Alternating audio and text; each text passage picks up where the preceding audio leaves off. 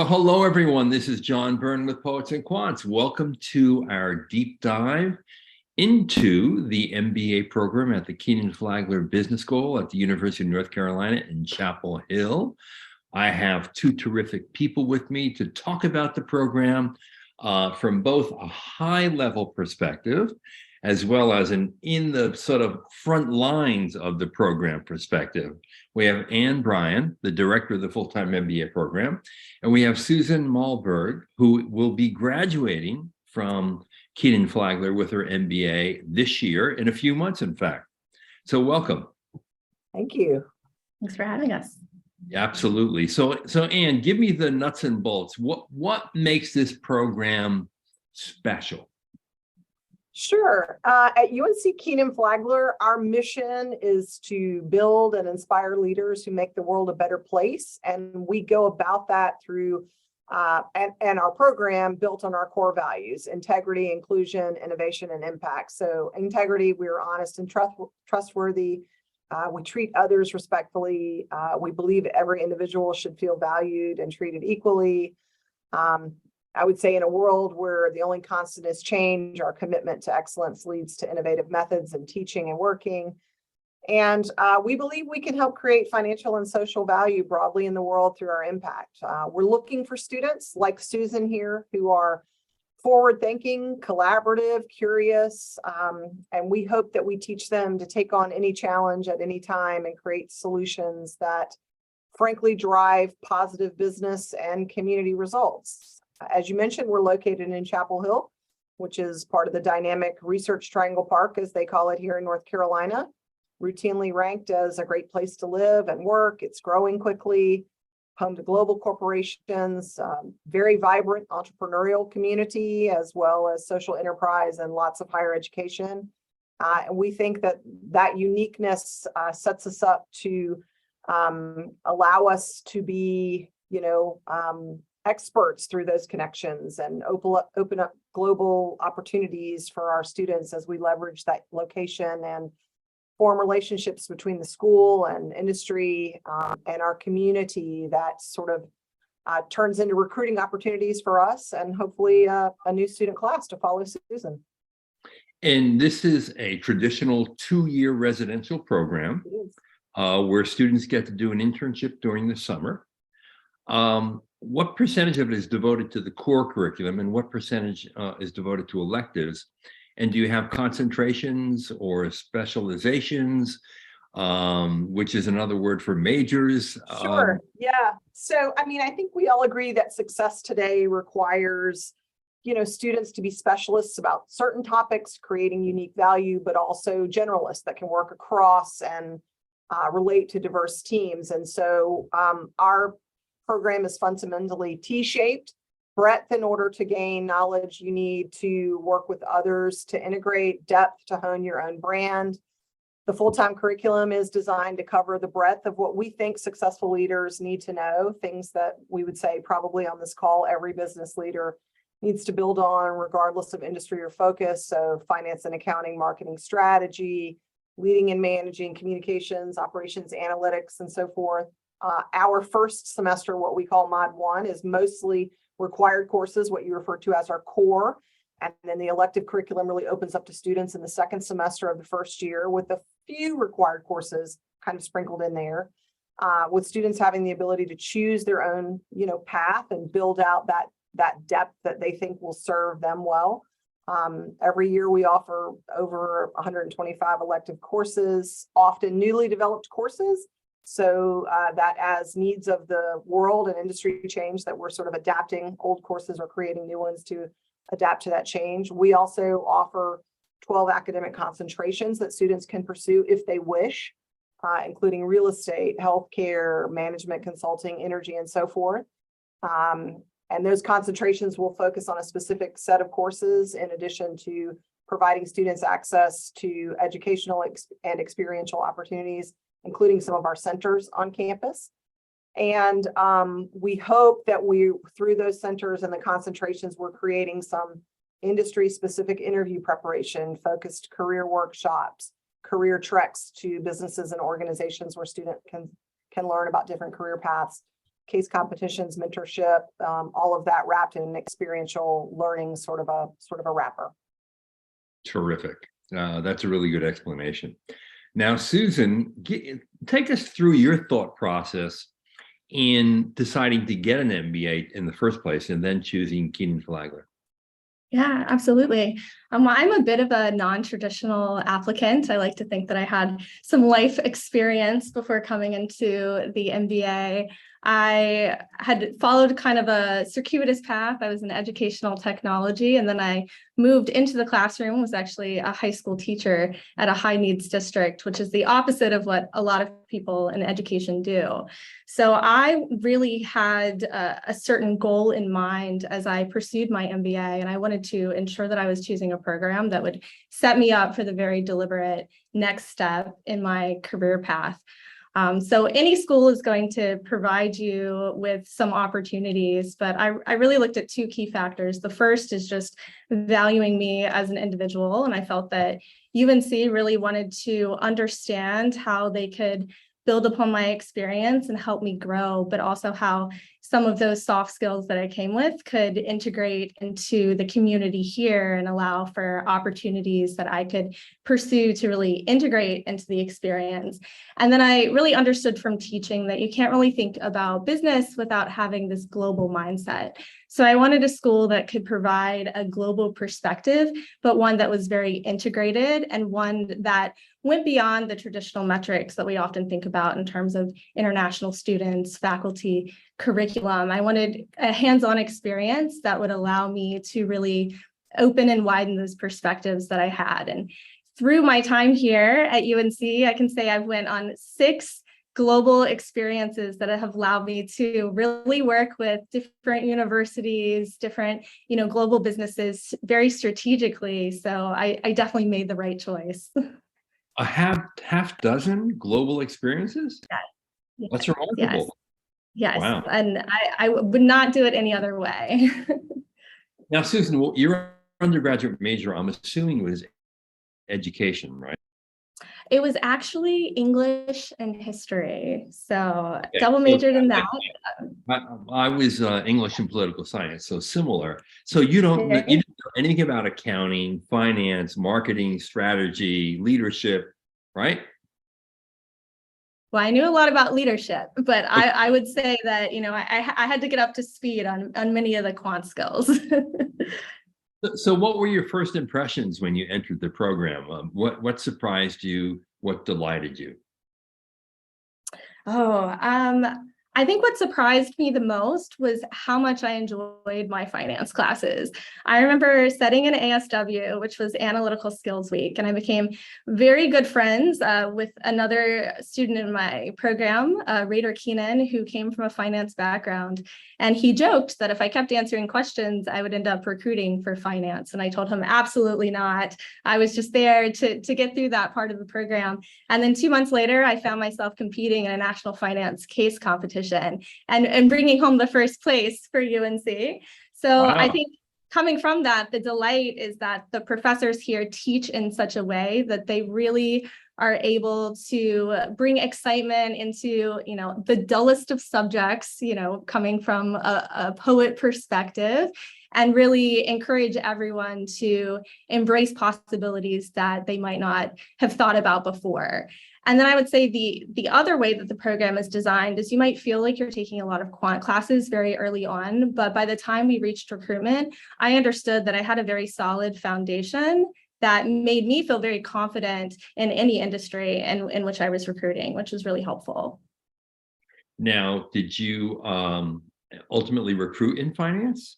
I actually did. Bagged quite a few offers from very large banks, but the other great thing about UNC is we have a really strong recruiting pipeline. So I was fortunate enough to ultimately choose between several different industries, which, made February and March a very difficult time for me. But I knew that ultimately what mattered is that when it came time for me to reflect on my longer journey, I had those options. And I think, the optionality is one of the best aspects of the program. Where'd you do your internship? I actually went to Johnson & Johnson and worked in digital strategy. Right. Do you already have a job or not? I do. I do. I was fortunate enough to come into my second year already knowing that I had a full-time position. So, which has really allowed me now to just continue to grow and learn and take risks that I might not otherwise have taken if I had to re-recruit throughout this second year. That being said, I know many of my classmates chose to re-recruit even with full-time positions in hand. And, their career perspectives have, shot through the moon as well. So it's been a great time here in McCall over the past few months. So you returned to campus with a job offer from J&J in your pocket.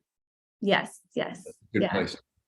Wonderful. Yeah, it's great to know that. And they're a great company too. They let you know all throughout the summer where you stand. So you know how to set yourself up for success. Now, did you enter the program knowing what you ultimately would do or wanted to do post MBA, or did you go in thinking you really didn't know you were going to discover that? I actually, for the first time in my life, went into the program telling myself I was going to be open to explore. I knew that there were certain things that I needed to do as soon as I got into campus. Like, for instance, consulting was an option for me. So I knew I needed to start my cases, get involved with the consulting club. And there are definite pipelines and pathways that are put in place to ensure you do that. But I kept reminding myself at each step of the way along the process, like, you really like this, but be open to something else. What if there's something else out there for you? And I think we really live in an integrated society where we're seeing that some of these areas like sustainability are being incorporated into, healthcare, into consulting. So you really need to have that wide mindset and that breadth of experience, like what Anne was saying, to truly, be able to reach your potential within the industries once you jump over. So, Anne, how common is it for students like Susan to enter the program and be what I would call explorers versus those who already can imagine themselves working at Deloitte, Google, Ford Motor, or you name your company?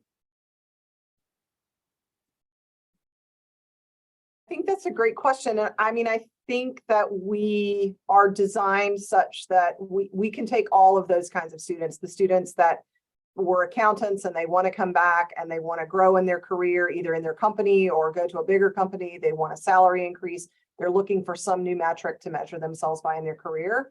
And so they're going to get an MBA and they're going to continue, let's say, on that accounting path. I think we're also beautifully set up to be a career exploration place. I think Susan is a great example of that. And she's certainly not the only one in her class. I was just talking to a student the other day who came out of, he worked for Lay's. He was in, product management. He's a career pivoter, we say. He's interested in real estate now, and he's going to be interested in recruiting for that. So I think the combination of the wide breadth of electives, the experiential learning opportunities, the career club support that support students in exploring what the options might be out there, and the combination of on-campus and off-campus recruiting, opening opportunities to students that may not have thought about themselves or seen themselves in those areas, really positions students well to either stay in their lane or to explore something new, sort of like Susan has done. Right. And if you had to say, what would be the key differentiator for the MBA program at Kenan-Flagler, what would it be? I would say how we treat one another, which is core to who we are and how we learn to build relationships that we hope will last a lifetime. I mentioned integrity and inclusion earlier as two of our core values, and I think they're reflected throughout our program and our program experiences. Like, we require an ethics course, we require a course on inclusive leadership, and in that course in particular, we believe in it so much, we've made it a core course, and we even introduce it as a part of our orientation programming. And that class is designed to sort of combine state-of-the-art thinking and experiential activities to help our students develop an inclusive mindset that would be necessary to leading organizations in the modern era and navigating the social and business challenges of our time. I think experiential learning, I just mentioned, global learning opportunities. 54% of our class, first and second years, will have a global experience. You heard from Susan, she's had several. And then our Vetter Dean's Fellows program which is our premier leader scholar program that offers unique opportunities to students as a part of that program to make a significant contribution to the community. We admit approximately 30 of those students every year, and together they engage in projects with social impact that support underserved populations, address issues related to economic development, sustainability, and so forth. And those students also are going to be a part of a global experience just unique to them for recruiting and specialized networking opportunities. So I would say those three things probably are the differentiators in the MBA program right now. Great. Susan, tell us a little bit more about the learning experience. What was the course load like? What do you think was the most difficult part or challenging part of it for you? How much flexibility did you find in the curriculum? Yeah, absolutely. Well, I think it's a very different experience for first years versus second years. When you first hit the ground, you really have a full course load. I think in Mod 1, we might have had 7 courses. Of course, those were split between our quant heavy courses and then more leadership, diversity, and inclusion, as Anne was talking about. But I think the great thing is you have the support of your legacy and you have the support of your study group as you go through that more quant heavy, rigorous time. And I think the curriculum itself is also very deliberate in the way that it's spaced out. So you'll have an opportunity for individual reflection to apply what you've learned in class. Then you'll get to collaborate with your study group on group work and bring in your prior experiences and help each other and kind of really truly feel that sense of community. And then you'll have another chance to then, as an individual, really show and apply what you've learned as you leave the course and leave feeling like it was worthwhile and it was good for your time. I think the most exciting part, though, is once you start to get to second semester, first year, and you start to explore electives. Mm-hmm. And some of those are electives you might have known that you wanted to take, but some of those are just, risky classes that you might have some interest in or might know. So I have friends who are now, not engineers, have never done computer science, but they're taking a Python class, or students who know that they're going into the energy field, but they want to learn more about leading in the middle or about gender roles in the workplace. And now they're taking a chance to take those classes. And it's really a choose your own journey at this point in terms of when you take the classes, how you take the classes, what you get out of the classes, and how you allow them to build upon one another. So that's been a wonderful experience, and you really feel that you're taking charge of your learning. And one of the things I like to do when I visit a campus is go to a bar late afternoon or early evening with students and pull them aside and ask them, what are the 3 things that most resonated with you that you remember long after you leave the school? And if I were to ask you that question over a glass of wine, what would you say? Well, I would say we probably need more than one glass of wine. Because so many experiences here are so special. There are a few that come to mind. I would say one experience happened at the beginning of my first year. I'm actually fortunate enough to be part of the Vetter Dean's Fellows program. So we did some early leadership training, which culminated in an outdoor team building experience. And at the end of that day, I found myself free climbing up a telephone pole where I then had to stand up and take a leap of faith off of it to ring a cowbell. But I think in that moment, it really resonated that 1, you can do hard things. 2, it's okay to take a leap of faith. And 3, when you look down, you're going to see like fellow students and, administrators around you, and they're going to be there if something happens and you fall. And I think about that at many different pivotal points of what I've done. And I think it will always stick with me. And Susan, it's not like you were a gym teacher in high school, right? No. Honestly, getting up the pole was the easy part, but standing up and then forcing yourself to jump off, that takes like the mental fortitude, and you have to realize that, you have it in you to now, go back down. It's like climbing a mountain, right? I think a second experience happened for me at the end of last year. I had actually worked with Anne Bryant, Professor Dickinson, who's in the DEI office, and some other students, and we really wanted to build more deliberate resources and community around first generation students here on campus. And that culminated in an end of year dinner celebration for what was a pivotal milestone for, members of this community. And I remember looking around at that dinner and just, seeing everyone excited, talking, making plans for this year when it's really ballooned into a bigger initiative, and just the camaraderie and recognizing that UNC is a place that acknowledges those differences has been really important to me, and really echoes a lot of like my previous work experience and things that have been important and things that I want to remember to take into my career moving forward. And then probably the third event happened just recently. A few weeks ago, I was actually in the Galapagos in Ecuador with a sustainability program, visiting the UNC Science Center, which is there in collaboration with USFQ, which is the university in Quito. We had just snorkeled with hammerhead sharks.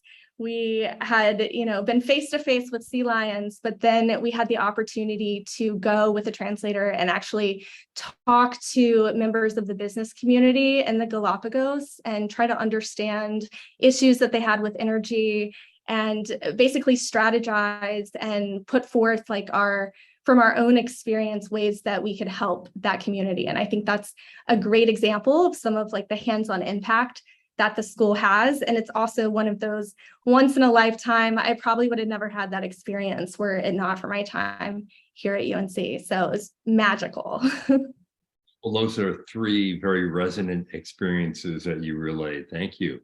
And I wonder, from your perspective, what's the best advice you could give someone who's considering an MBA program right now and looking at UNC?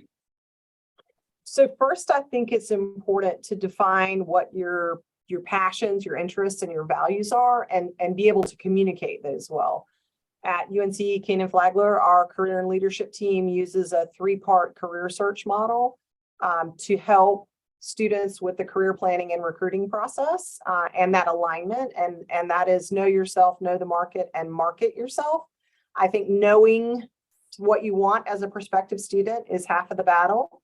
I think knowing the market means exploring what career opportunities exist that align to that particular vision for you. And our career team has a wealth of resources to help with that process, including people resources, connections to recruiters, assessments to help uncover roles you may not have thought of before, etc.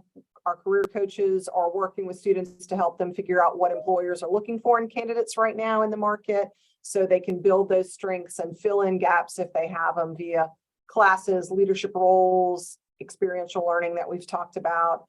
I think the single most important thing I would say to a prospective student is find a program that's a good fit for you, an environment that is the right size, that offers the right support, that maybe aligns with your personal values, so that they are prepared to get the most out of this professional development program and set them on their way to whatever they think is next for them. All good advice. Susan, let's transport you back 2 years when you were in this journey, applying to schools, hoping to get in, trying to put your best foot forward. Is there one thing you wish you knew then that you now know? Ooh, I would say that I wish I knew to ask the question, what if? Because I think you're so tempted to try to fit yourself into a box, to put your best foot forward there, that you're thinking about, how you fit into some of those things that Anne said, the educational pathways, recruiting pathways. But I think truly along with that, if you are able to say, well, what if I want to do this? And a school is able to articulate how they could help you sort of chart your own path off of those traditional pathways, I think it really allows you to highlight and understand some of those other things that Anne was talking about. And, lucky for me, I landed in a place where I can say what if, and we'll make things happen. But I think that's pretty powerful and speaks to just a reminder to stay true to yourself and think about your goals within, all of this MBA environment. True. And what if is a very big question, actually. It's a very introspective question that people can ask themselves. Did you pay attention to things like rankings?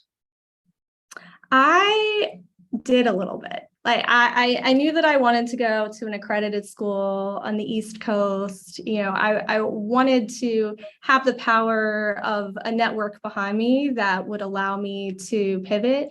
But at the end of the day, I knew that a top school is a top school. So for me, it was much more personal. It was much more about the right community and the people around me and those who are going to really empower you and also celebrate you and the differences that you bring to the table. And were you able to visit the school in advance or not? I did. It was during COVID, and I came down, and Franklin Street was dead. I've never seen it dead since. But it was nice. It was my first time here, and I lived in Virginia before, so you would think that I, would have made my way to UNC. But honestly, I think the first time I visited the Old Well, I knew that this was the place for me. Well, certainly it's all worked out, hasn't it? Yes, for sure. So, Anne, I wonder if you would share how students could reach out and get in touch with the school and maybe a member of your admissions team. Sure. We offer a variety of in-person and virtual events throughout the whole academic year where a prospective student would have the opportunity to connect with members of our admissions team and with some of our full-time MBA students. Our website events calendar is always up to date. Prospective students could check that out and they could find out information about information sessions, student chats, special topic events like Leadership Weekend that's coming up here in a couple of weeks, and our big experience weekend in April. Prospective students can also reach out to our full-time MBA ambassadors at any time, and those are also available on the website. And lastly, any prospective student or anyone who just wanted to get more information could reach out to mba_info@unc.edu with questions about our admissions process, the application, anything about the full-time program experience, and we'd be happy to fill them up with information. There you go. Well, thank you so much, Anne and Susan. Susan, good luck completing the program and good luck at J&J after you finish up. And Anne, thanks for all your advice and your insight. Really appreciate it. I think everyone out there learned an awful lot about Kenan-Flagler Business School and its MBA program. Awesome. This is John Byrne with Poets and Quants. Thanks for watching.